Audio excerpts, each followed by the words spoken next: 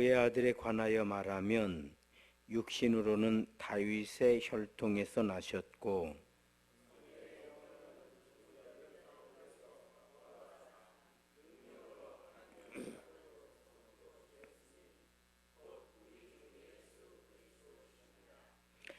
그로 말미암아 우리가 은혜와 사도의 직분을 받아 그의 이름을 위하여 모든 이방인 중에서 믿어 순종하게 하나니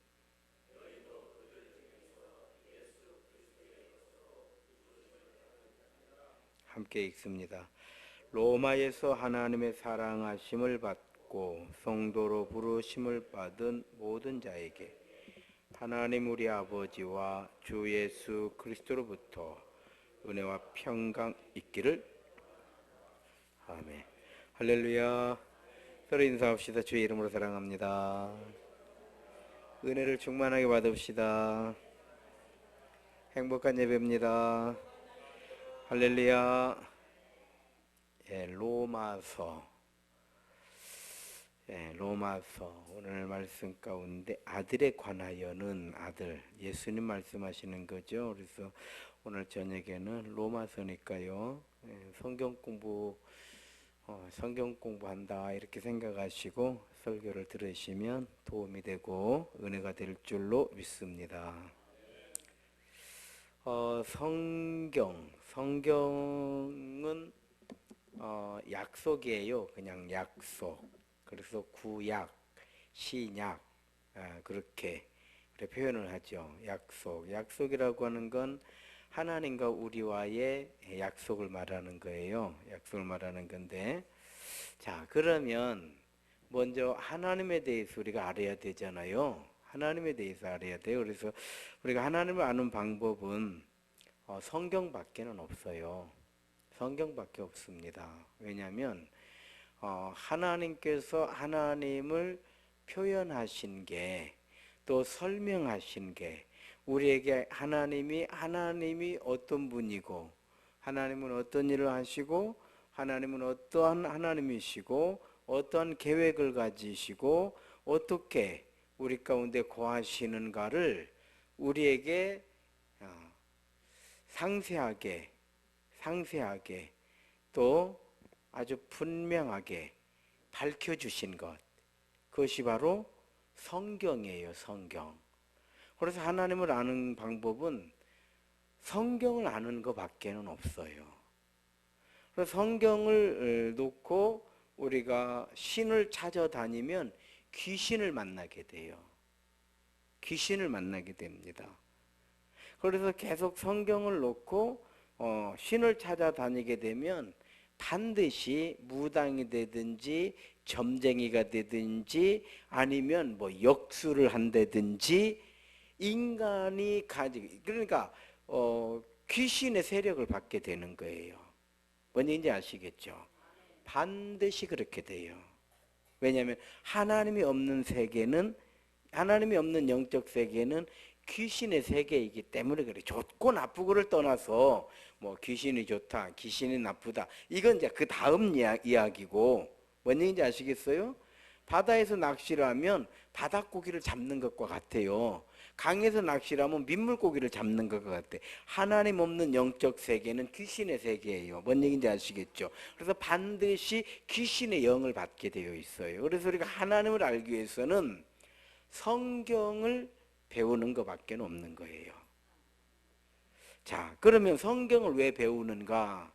성경을 배우는 목적은 한 가지예요. 하나님을 믿기 위해서 배우는 거예요. 그래서 아무리 성경을 많이 알아도 하나님을 믿지 않으면 하나님을 모르는 거예요. 왜냐하면 우리는 종교 생활을 오래 해도 하나님을 모르고 교회를 다니는 거예요. 즉 하나님과의 만남이 없으면 하나님을 알 수가 없어요. 그래서 성경을 아무리 많이 알고 있어요. 성경 지식이 아무리 많고 교회에 대해서 빠삭하게 알고 있어도 하나님을 만나지 않은 사람은 하나님을 모르는 거예요. 이해가 되는 거예요? 그래서 이거를 종교인 그러는 거예요. 종교인. 그래서 어떤 종교를 갖고 있으면 나는 기독교 종교를 갖고 있습니다. 기독교 종교인인 것이지 하나님을 아는 건 아니에요. 하나님을 아는 건 별개예요. 하나님을 아는 건 뭐냐? 성경을 믿는 거예요. 그럼 그러면 성경을 믿는 것하고 하나님을 아는 거하고 무슨 상관입니까? 이렇게 질문할 수 있겠잖아요. 성경이 하나님의 말씀이기 때문에 우리는 믿어요. 자, 그러면 우리가 성경을 믿을 때, 즉 하나님의 말씀을 믿을 때 히브리서 11장의 말씀과 같이 바라는 것들의 실상이요 보이지 않는 것들의 이제 증거가 나타나는 거예요. 자, 성경 말씀을 하나님의 말씀으로 알았어요. 아, 이거 하나님이라고 하시는 그 하나님께서 우리에게 하나님을 알려주신 그 말씀이 성경이라고 하더라. 그래서 성경을 배웠습니다. 창세기를 배웠어요. 레위기를 배웠어요. 민수기를, 신명기를 배웠습니다. 출애굽을 배웠어요. 그러다 보니까 하나님이 어떤 분이라고 하는 게 그려져요. 그런데 이 하나님은 이제 그때부터 나는 하나님을 믿어야 되겠구나. 하나님 말씀을 믿어야 되겠구나. 그래서 이렇게 믿음으로 우리가 나아갈 때 바라는 것들의 실상이 되고 보이지 않는 것들이 증거가 돼요. 이거는 하나님과 우리와의 만남이 이루어졌다라는 뜻이에요. 그래서 종교인들이 사실은 하나님 나라를 망치는 거예요. 전혀 종교인 아닌 사람은 모르니까. 그래서 우리가 안다고 하는 것이 문제될 수 있어요. 여러분, 일도 그렇습니다. 아예 모르면요 배웁니다. 배우고 아예 모르면 우리 앞에서 하는 사람 잘 따라다니면서 이거 이렇게 해야 됩니다. 저렇게 되면 예하고 되는 조금 알으면 어때요? 그거 아닌데 이렇게 해야 되는데 저렇게. 그래서 우리 속담에 돌팔이가 사람 잡는 거예요. 이해가죠? 선무당이 사람 잡는 거예요. 바로 그런 거예요. 자, 그래서 이 믿음, 우리가 믿음으로 이제 하나님 말씀을 믿음으로 받아요. 하나님께서 태초에 천지를 창조하시니라 이렇게 말씀해 줘요. 아, 세상은 하나님이 만드신 거구나 이렇게 내가 믿어요. 그럴 때 이 믿음이 이제 우리 안에서 증거가 되는 거예요. 자, 내가 믿었으면 증거가 있을 거 아니에요. 우리가 차저리 한평생 살면서요 정말 신의를 지키는 사람 만나는 게 얼마나 어려워요. 우리는 그렇게 배웠잖아요. 남아일은 중천금. 한번 뱉은 말은요 뭐 이제 목에 칼이 들어와도 지킨다. 이걸 우리는 뭐라고 그래? 신의라고 그래. 신의. 그냥 내가 한 말을 손바닥 뒤집듯이 막 뒤집어 버리면 이걸 뭐라고 그래요? 변덕이? 누구 이야기예요 지금? 내 얘기다 이 말이에요. 그래서 우리 신앙생활이라고 하는 건요 신의를 지키는 거예요. 다니엘처럼. 그럼 신의를 지키려면 어떻게 해야 되느냐? 그렇죠. 수단이 아니고 목적이 돼야 돼요. 내가 누구를 만나잖아요. 이 사람을 활용하려고 할 때 이 사람은 나의 인생의 수단이 되는 거예요. 그러면 수단이라고 하는 건 뭐예요? 사업가를 만나서 야, 이분 만나서 내가 잘만 이분하고 사귀어 놓으면 내가 잘하면 돈도 좀 벌겠다. 이건 이 사람을 내가 수단으로 만나는 거예요. 뭔 얘기인지 알죠? 그래서 이 사람하고 잘 그리고 밥도 사주고 막 이렇게 시간도 빼서 이렇게 같이 놀아도 주고 했는데 전혀 돈이 안 벌려. 그럼 어떻게 돼요? 에이, 별별 일 없네. 관계 끊어지는 거예요. 이해가 되죠? 그래서 친구는 수단이 아니에요. 목적인 거예요. 그냥 나는 이 사람이 좋은 거지. 나는 그냥 이 사람이 좋은 거예요. 이 사람이. 그러니까 나 이 사람 만나는 거예요. 내가 때로는 10번을 만났는데 내가 밥을 7번 사고 이 사람 3번밖에 안 샀어. 그런데 3대 7이니까 내가 손해봤다 이익봤다? 이게 아니에요. 나 10번 사도 좋다. 내가 이 사람 만나면 나 이 사람 자체가 좋아. 이걸 목적이라고 하는 거예요. 그럴 때 우리는 신의가 생기는 거예요. 우리는 정말 너무 많은 사람을 수단으로 만나는 거예요. 수단으로 만나기 때문에 그렇죠. 우리 교회도 마찬가지고 우리 주의 종과 우리 성도들 관계도 마찬가지. 수단으로 만나니까 은혜 될 때는 막 우리 목사님 좋은데 은혜 안 되면 그냥 교회 옮기할란가. 이거 수단이요. 이해가 돼요? 예. 그래서 우리 인간들끼리는 그럴 수 있어요. 그럴 수 있어요. 예. 뭐 그럴 필요도 있고 그럴 수도 있어요. 그러나 하나님과 우리의 관계는 수단이면 안 돼요. 많은 사람들이 하나님을 수단으로 믿어. 그러니까 하나님께 내가 이렇게 잘 믿으면 돈 번다고 하더라. 근데 열심히 믿고 막 11조 잘하면 하나님께서 돈을 뭐 많이 사업 버는데 복을 주신다고 해서 막 열심히 11조 했더니 쫄딱 망했어. 그럼 하나님 안 믿는 거예요. 이해가 돼요? 많은 사람들이 에이 그런 하나님은 안 믿어 막 이래요. 에따 이제 교회 안 가. 직분이 뭔가는 중요하지 않아요. 직분이 뭔가 하나 중요하지도 않아. 목사가 돼가지고 아이 내가 이제 안 해. 그거 어떻게 하실래요? 그는 그 사람이 좋다 안 좋다를 떠나서 하나님을 내 삶의 수단으로 이용하고 있는 거예요. 열심히 공부했어요.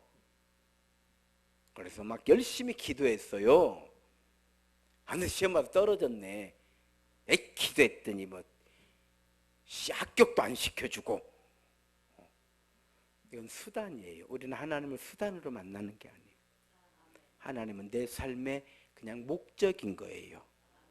내가 성공이냐 실패냐 이것 때문에 하나님은 날 위해서 아들 예수 그리스도를 보내서 십자가에 달려 죽게 하신 게 아니에요.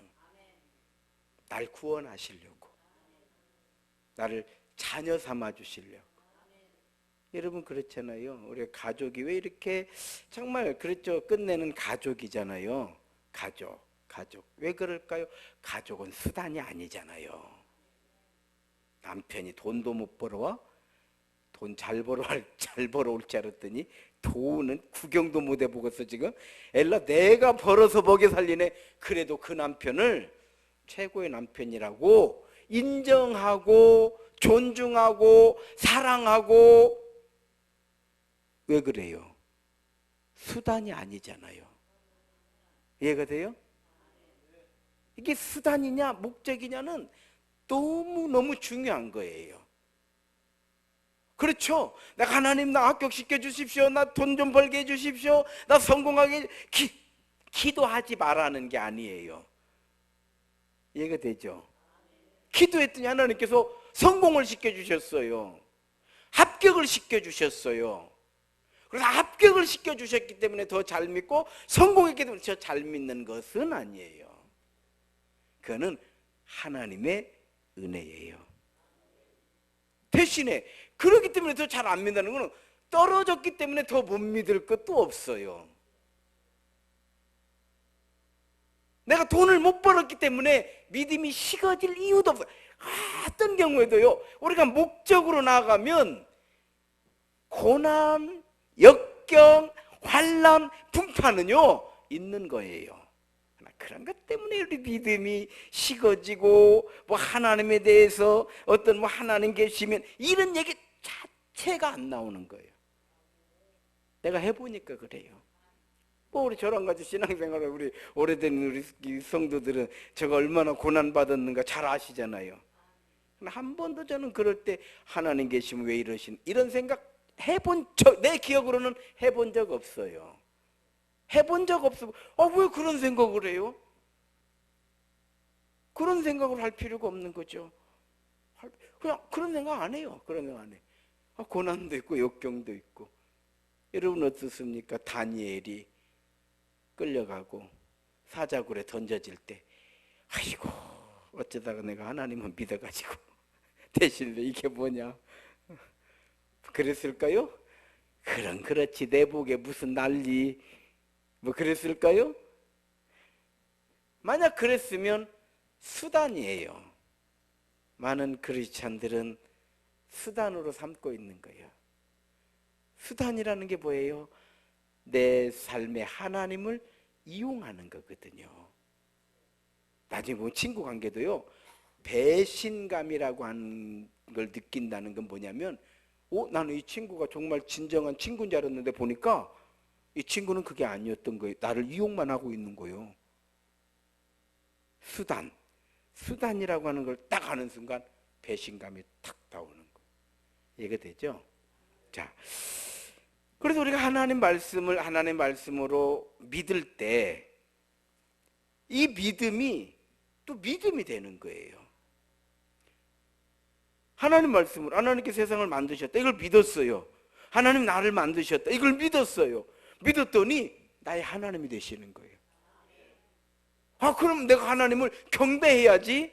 내가 하나님께 예배 드리는 거 당연한 거 아니야? 이렇게 생각해서 내가 하나님을 경배하게 되고 하나님을 예배하게 됐더니요, 믿음이 막 커지는 거예요.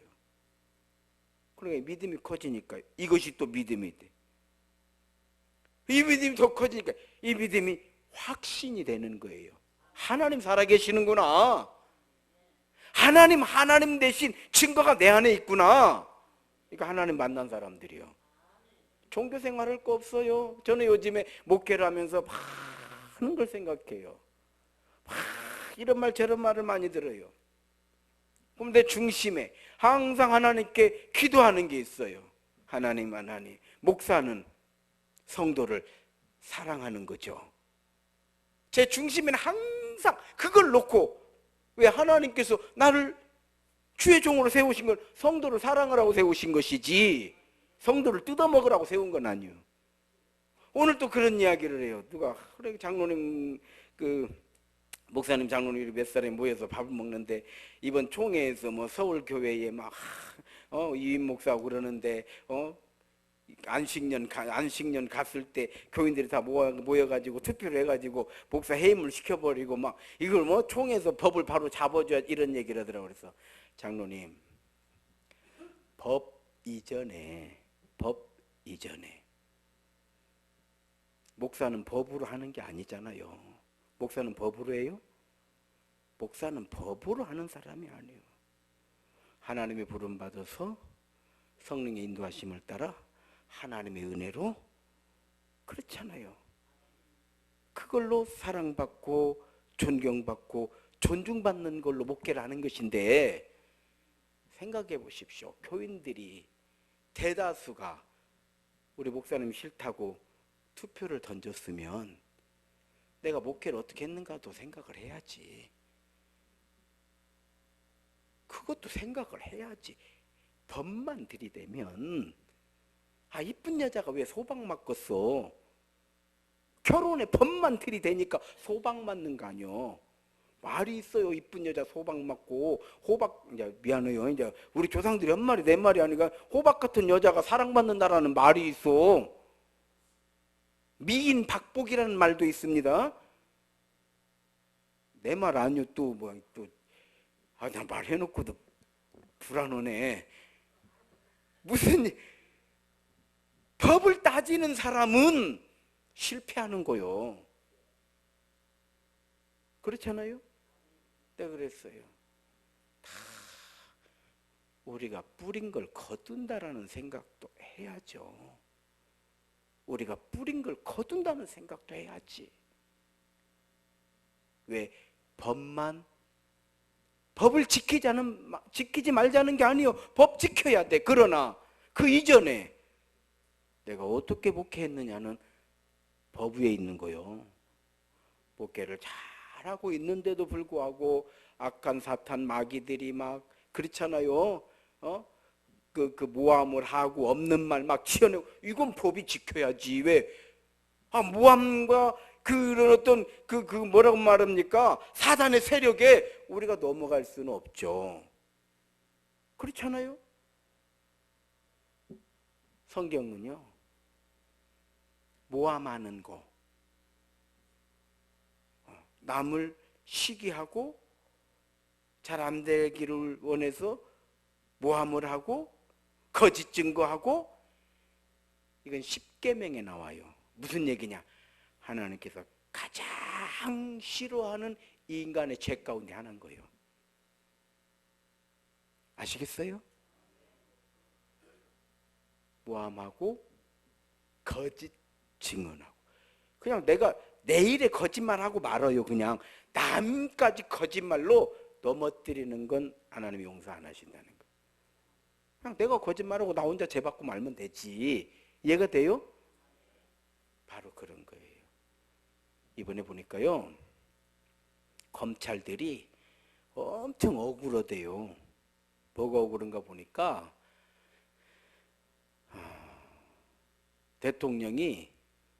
문재인 대통령이 검찰 개혁을 바라는 국민들의 요구가 이렇게 높다라고 하는 것은 검찰들 스스로 성찰해 봐야 될 일이다 그랬어요. 그런 메시지를 이제 지난주인가 했습니다. 그랬더니 그 다음 날 언론 기사에 뭐가 나왔냐면, 대통령이 그렇게 말할 때 윤석열 검찰총장이 자기 그 수사팀원들에게 떡을 돌렸다. 신경 쓰지 말고 열심히 최선을 다해서 우리는 직진이다. 이런 뜻으로 기사가 나왔어요.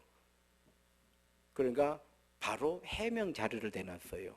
떡 돌린 적 없고 누군가가 떡을 갖다 줘서 직원이 떡이 들어왔으니까 먹으라고 이렇게 직원이 나눠줬대요.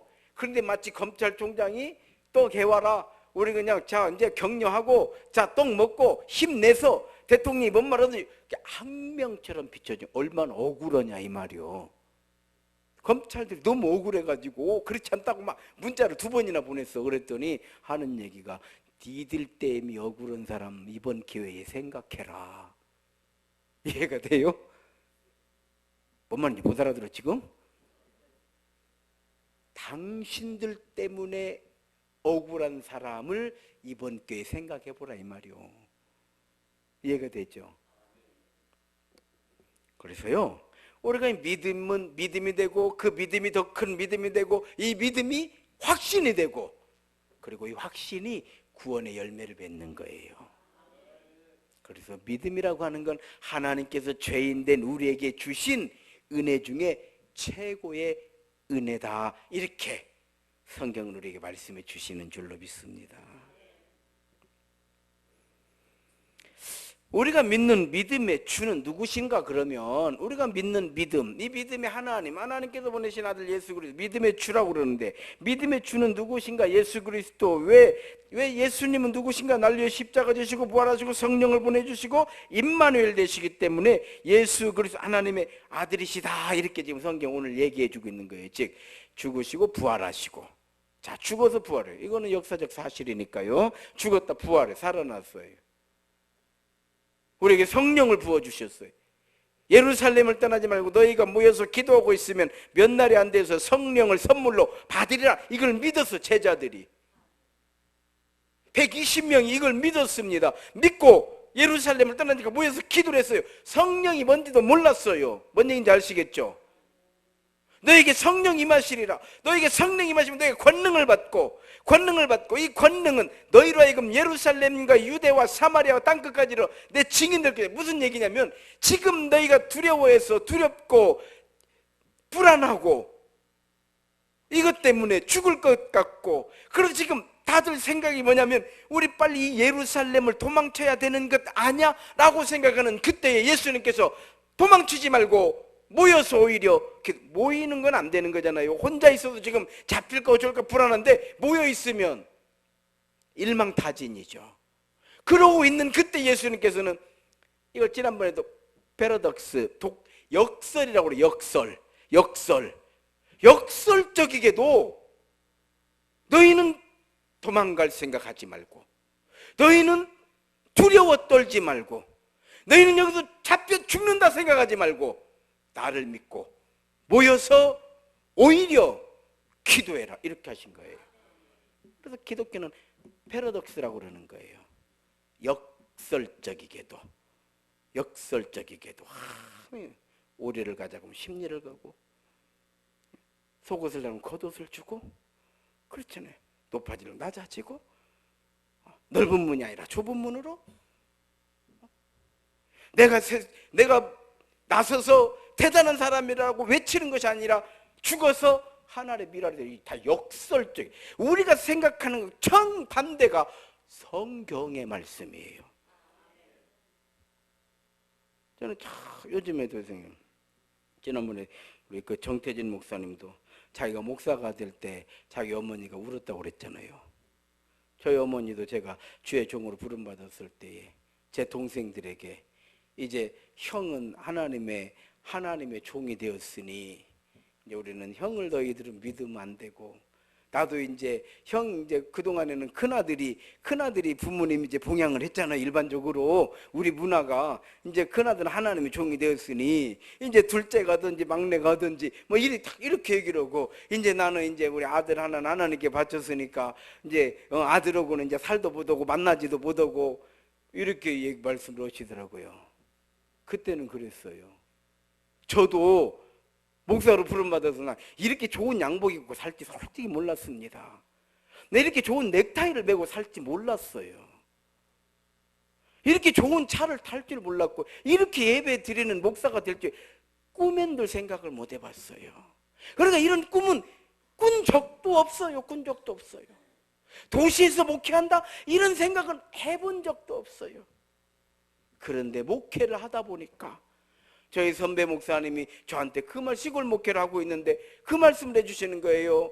전도사 때에 너는 서울로 가거라 그러시는 거예요. 아니 왜 저 여기 시골에서 이것도 지금 감지덕지 가보는데 뭔 서울로 갑니까? 그랬더니 그러시는 거 목사님이, 하나님께서 하나님의 종을 부르실 때에는 그 역량에 맞게, 그릇에 맞게, 능력에 맞도록 하나님께서 마음껏 쓰시려고 하는데, 시몬 베드로가 그물을 던졌을 때에 고기가 가득 잡힌 것처럼, 그런데 넌 아직 젊은데 이 시골에서 그물을 던지면 1년에 1마리도 잡히고 2마리도 잡히고 30년을 던지면 잡힌 고기는 없고 그물만 낡아지니 너는 서울로 가거라 그러는 거요. 제가 그때부터 하나님 저 서울로 가겠습니다 기도했더니 저를 서울로 보내주셨어요. 그래서 제가 삼양제일교회에서 부교육자 생활하다가 거기서 또 기도를 했어요. 하나님 저는 외국 나가겠습니다.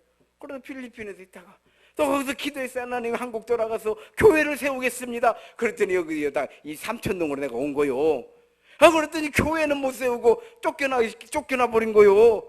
그때 다리를 쫙 펴고 하나님 그냥 내비를 두시지 뭐더러 또 저를 이렇게 끄집어 내가 그랬잖아요. 그 병원에 가면은 그 사람 간호사들이 핀세트로 뭐 하나 이렇게 끄집어내잖아요. 딱 저는 그런 느낌이 많이 들었어요. 하나님께서 제가 여기 있으니까 끄집어가지고 저쪽 효문여중 앞에다 옮겨놓으신 거예요. 지금 네가 그 자리가 감히 어떤 자리라고, 지금 네가 그 자리에서 목회한다고, 너 그냥 여기가 있어라, 이렇게 끄집어내는 그런 걸 느끼는 거예요. 그래서 다리 뻗고 새벽에 다 교인들 가고 나면 내가 차운행을 합니다. 차운행을 하고 이제 다 5명 교인이 나오면 5명 승용차로 차운행을 해주고, 교회에 들어오면 이제 그때부터 이제 아무도 없으니까 나 혼자 다리 뻗고 이제 기도를 하는 거예요. 혼자 다리 뻗고. 원망하지 않았어요. 다만 그렇게 기도했어요. 하나님 그냥 어차피 거기까지 내가 갔는데 내비를 두시지, 또 좀 잘못 갔어도 그래요. 하나님 제가 잘못 들어갔다고 해도 그냥 어차피 들어갔으니까 그냥 좀 놔두시지, 그런다고 그냥 또 이렇게 끄집어냈습니까? 제가 그런 기도를 하고 있었어요. 잘못 간 건 내가 알겠다 이 말. 감히 나 같은 주제에 이건 인정하겠어요. 그건 어차피 갔으니까, 그렇잖아요. 어차피 갔으니까 그냥 좀 놔두시지. 또 이렇게 또 나를 끄집어내시는. 그러고 다리 뻗고 기도하고 있다 보니까 저 요구가 있는 거요. 뭔 얘기인지 알아요? 나 다시 이곳에 돌아가겠다고 기도한 적 없어요. 원위치 시켜주십시오 기도 드린 적 없어요. 그런데 보니까 여기 와서 교회를 짓고 있어요. 내가 1년 만에 교회를 지어가지고 예배를 드리고 있는 거요. 여러분, 믿음은 믿음이 되고, 그 믿음은 더 큰 믿음이 되고, 그 믿음은 확신이 되고, 그 확신은 더 이상 이제 우리는 하나님을 수단으로 섬기지 않는 거예요. 하나님 내 삶의 목적인 거예요. 그 하나님이 누구냐? 우리가 주님이라고 부르는 예수님, 날 위해 십자가 지시고 죽으시고 부활하셔서 성령을 부어주신 그리고 제자들이요, 그 말씀을 믿고 모여서 기도했더니 불의 혀가 갈라지는 같이 성령의 역사가 일어나는데 강하게 되고 담대하게 되고, 그래서 베드로가 이제는 제사장들 앞에 가서 설교를 하는 거요. 설교를 하는 거예요.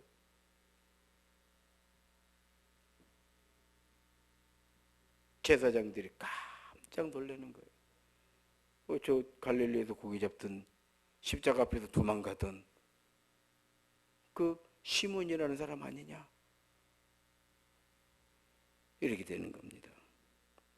로마서의 출발은요, 아들에 관하여, 아들에 관하여.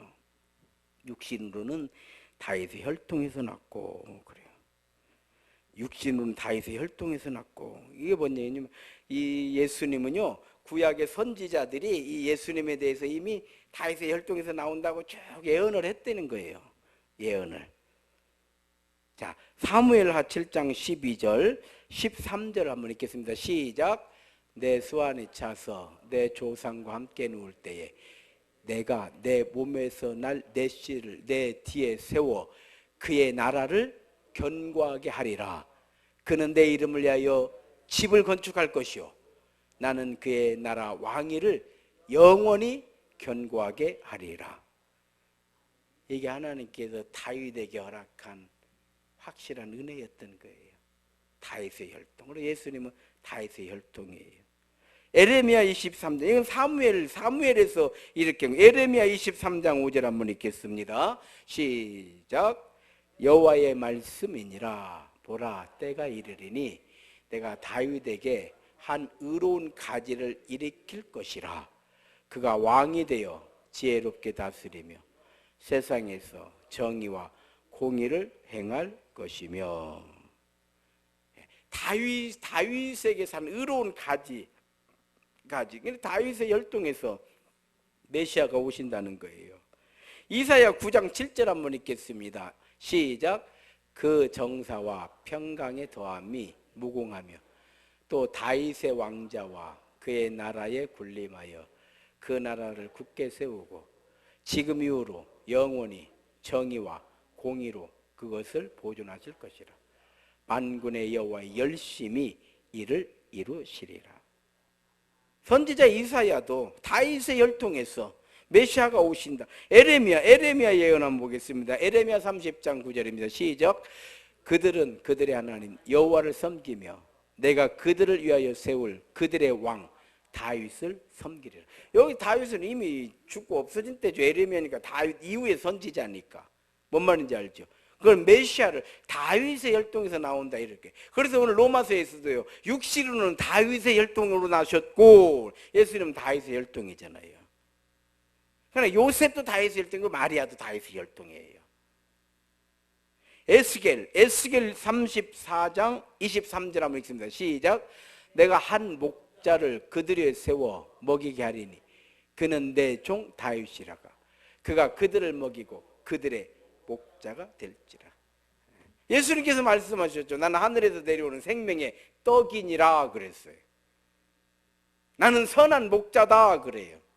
이해가 되죠? 다 이게 구약의 선지자들이 예언해 주신 말씀을 예수님께서 내가 그라고 표현하시는 말씀들이었던 거예요. 에스겔 37장 24절 한번 더 읽겠습니다. 내 종 다윗이 그들의 왕이 되리니 그들 모두에게 한 목자가 있을 것이라. 그들이 내 규례를 준수하고 내 율례를 지켜 행하며. 예수님 말씀을 따라 산다 이 말이에요.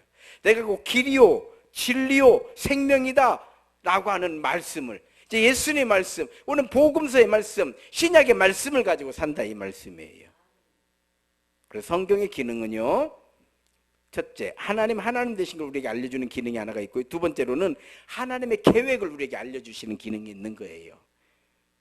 그럼 성경 창세기, 창조주 하나님, 우리를 부르신 하나님, 약속하신 하나님, 그게 뭐예요? 창세기, 하나님 천지를 창조하셨어요. 심판하셨습니다. 그래 아브라함을 부르시는 거예요. 아브라함과 약속을 하시는 거예요. 내 씨를 하늘의 별과 같이 바다의 모래와 같이. 할렐루야.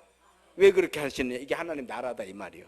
그래서 아브라함에게 약속은 뭐냐? 하나님 나라를 세우시겠다. 그 다음에 뭐예요? 율법서예요. 창세기 다음에 뭐예요? 출애굽기. 자, 출애굽은 뭐예요? 이제 아브라함과의 약속을 이루시는 하나님의 모습이 출애굽기예요. 뭔 얘기인지 아시겠어요? 자, 아브라함, 이삭, 야곱의 12아들, 야곱의 12아들이 애굽으로 내려가는 거예요. 70명이 내려가요. 애굽에서 장정만 60만 명이 되는 거예요. 그게 출애굽의 이야기예요. 이해가 되는가요? 그 다음에 뭐예요? 레위기 뭐 하나님의 거룩한 백성들을 어떻게 살아야 됩니까? 하나님을 어떻게 예배해야 됩니까? 하나님 되신 것을 우리는 어떻게 표현해야 됩니까? 라고 하는 것, 율법서라고 하는 레위기가 나오는 거예요. 그래서요, 자, 하나님께서 제일 먼저 뭘 주셨느냐? 땅을 주시는 거예요. 땅이 뭐예요? 약속의 땅, 가나안. 그 다음에 뭘 주시냐? 법을 주시는 거예요. 법이 뭐냐? 주권이에요. 레위기. 그 다음에 백성이에요. 그래서 국가의 3대 요소, 땅과 주권과 백성이 있어야 돼. 이해가 되는가요? 바로 그런 거예요. 신약의 흐름도 마찬가지예요. 신약의 흐름도. 일단 예수님의 세상에 오시는 거예요. 그래서 요한복음 1장 14절 말씀이 육신이 돼 우리 가운데 거하심에 우리가 그의 영광을 보니 은혜와 진리가 충만하더라. 자, 말씀이 육신이 됐다는 건 뭐예요? 구약의 말씀이 이제 예수님으로 오셨다 이 말이요. 이해가 돼요?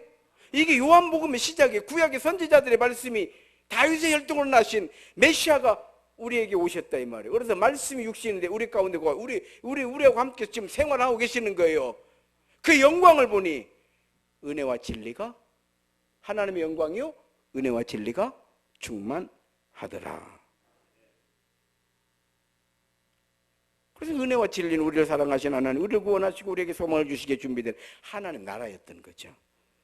그리고 그 다음 복음서 사이 뭐 사도행전이에요. 사도행전은 뭐예요? 성령 행정이라고도 하죠. 하나님이 이제 어떻게 제자들을 통해서 하나님의 역사를 이루어 가시는가, 믿음의 역사가 어떻게 일어나는가, 사도행전이에요. 그리고 나서 오늘 로마서는 뭐냐? 하나님의 뜻이 뭐냐 이 말이에요. 이게 로마서예요. 그래서 로마서는요, 복음의 핵심, 복음을 다 쉽게 말하면 예수님의 사상을 집대성한 것이 로마서예요. 그래서 로마서 12장 너희는 마음을 새롭게 함으로 변화를 받아서 하나님의 선하시고 기뻐하시고 온전한 뜻이 무엇인지를 분별하도록 하라. 이해가 되시는가요? 그 다음 나오는 것이 이제 서신서, 그리고 요한계시록, 하나님의 미래 계획을 쫙 펼치시는 거예요. 성경이에요. 육신으로는 다윗의 혈통, 성결의 영으로는 죽은 자 가운데서 부활하사 능력으로 하나님의 아들 선포되었으니, 성결의 영이라고 하는 것은요, 성령이라고 하기도 하지만 기본적으로 예수님의 인격을 말씀하시는 거예요. 즉 거룩하신 예수님, 점도 없고 흠도 없고 죄 없으신 예수님, 그 예수님이 날 위해 죽으시고 부활하셨다. 그래서 구원은요, 인간의 힘은 0.0001%도 들어가지 않아요. 오직 하나님의 은혜로 되는 거예요. 이해가 되죠? 인간의 힘은, 우리의 구원은요, 인간의 힘은 0.000001%도 들어가지 않아요. 오직 하나님의 은혜예요. 전적인 하나님의 은혜예요. 그것이 바로 십자가예요. 십자가는 우리가 예수님 십자가에서 죽이시고 예수님 부활하시는데 인간의 힘이 몇 %나 들어갔을까요? 부활하시라고 기도한 사람도 없어. 그렇잖아요. 그래서 인간의 힘은 제로예요. 오직 하나님의 뜻대로, 하나님의 계획하심대로, 하나님의 능력대로. 그래서 구원은 하나님의 뜻과 하나님의 계획하심과 하나님의 능력으로 전적인 은혜에 그러는 거예요. 이것이 우리가 믿는 믿음의 근거예요. 따라합시다. 믿음이란 수단이 아니라 목적이다. 그래서 우리가 시험에 빠지는 거는 수단이기 때문에 빠지는 거예요. 우리 시험 들 일 없어요. 뭐 때문에 시험 들어요? 시험 들 일이 없어요. 왜? 하나님은 우리의 믿음이라고 하는 건 수단이 아니에요. 목적이에요. 그래서요, 죽어도 영광, 살아도 영광. 오늘 말씀의 결론입니다. 믿음은 또 하나님의 뜻은 우리에게 소망을 주시는 것이고, 결국에 하나님 말씀을 다 이렇게 읽어보면 결론이 뭐냐? 우리에게 소망을 주시는 거예요. 결론이 뭐냐? 우리에게 평강을 주시는 거예요. 그래서 은혜와 평강 안에서, 은혜와 평강이 믿음 안에서 늘 충만하기를 기도한 것이 바로 바울 사도의 데살로니가전서 5장 16절로, 데살로니가전서 5장 16절, 항상 기뻐해라, 쉬지 말고 기도해라, 범사에 감사해라, 이는 너희를 향하신 하나님의 뜻이니라. 내일 죽을지 모레 죽을지 몰라요. 그래 안 그려? 내가 모레까지 산다는 뭐 법 있어? 살겠지만 죽을 수도 있는 거 아니요. 오늘 또 얼마나 많은 사람이 죽었는데. 이해가 돼요? 그래서요, 기뻐하시도록, 기도하도록, 감사하도록, 믿음 안에서 하나님의 은혜와 평강이 우리를 만드시는 줄로 믿습니다. 기뻐하시고 기도하시고 감사하시는 믿음의 귀하고 복된 우리 세임 성도들이 다 되시기를 주의 이름으로 축원합니다. 이 시간 우리 함께 기도하시겠습니다. 기도하실 때에 그렇죠, 우리가 하나님을 뭐 이용하거나 이런 일은 없습니다. 그런데 목적이 아닐 수는 있잖아요. 나는 잘 믿는다고 믿었지만 목적이 아니고 하나님 생각해 보니까 이런 것들이 수단이었을 수 있네요. 하나님 죄송합니다. 저는 수단이 아니고 믿음은 목적입니다. 내 삶의 주인이시고 내 삶의 의미이고 내 삶의 목적이고 내 삶의 목표이십니다. 믿음으로 늘 승리하도록 주의 영을 충만하게 하여 주시기를 원합니다. 기도하시고요, 우리 나라도 하나님 은혜 가운데 이런 과도기를 거쳐서 나는 좋은 나라로 될 줄로 믿습니다. 잘 될 줄로 믿습니다. 대통령을 비롯해서 위정자들 또 국회의원들, 하나님 나라를 위해서 세우셨으니까 다들 열심히 싸우되 나라만 잘 세울 수 있도록 크신 은총 더해 주시길 원합니다. 이 시간 함께 기도하시겠습니다. 은혜로우신 아버지 하나님 고맙고